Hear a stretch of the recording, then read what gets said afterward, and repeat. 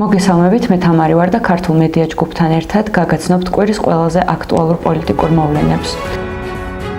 თურქეთის პრეზიდენტ რეჯეფ თაიპ ერდოღანის განცხადებით, ვინაიდან ჩვენს რეგიონში გლობალური პოლიტიკური კონკურენცია ვითარდება, ნებისმიერი სახის მოვლენათა განვითარება ჩვენზე მკვეთრად აისახება. ჩვენ არ გვაქვს იმის ფუფუნება, რომ მოვლენებს გვერდიდან ვუყუროთ.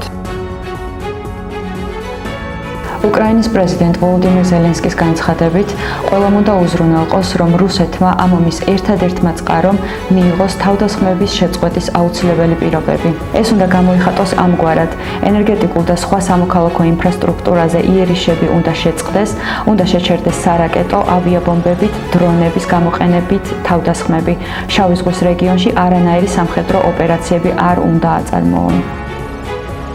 იტალიამ შესაძლოა გააუქმოს თავისი უდიდესი კონტრაქტი Starlink-ის სატელიტური კომუნიკაციების სერვისებზე. 1.5 მილიარდიანი ევროს შეთანხმება კითხვებს იწვევს ჯორჯია მელონის მთავრობაში. იტალიელი ოფიციალური პირები მიიჩნევენ, რომ უსაფრთხოების საკითხებში აღარ უნდა დაეყრდნონ ამერიკულ კომპანიებსა და მილიარდერ ილონ მასკს, რომელიც ახლოს არის ამერიკის შეერთებული შტატების ამჟამინდელ ხელმძღვანელობასთან. CNN-ის ინფორმაციით, ამერიკის შეერთებული შტატები კვლავ აწვდის სადაზვერვო ინფორმაციას უკრაინას თავდაცვისთვის, თუმცა შეამცირა იმ მონაცემების გადაცემა, რომლებიც საჭიროა რუსულ ობიექტებზე თავდასხმებისთვის.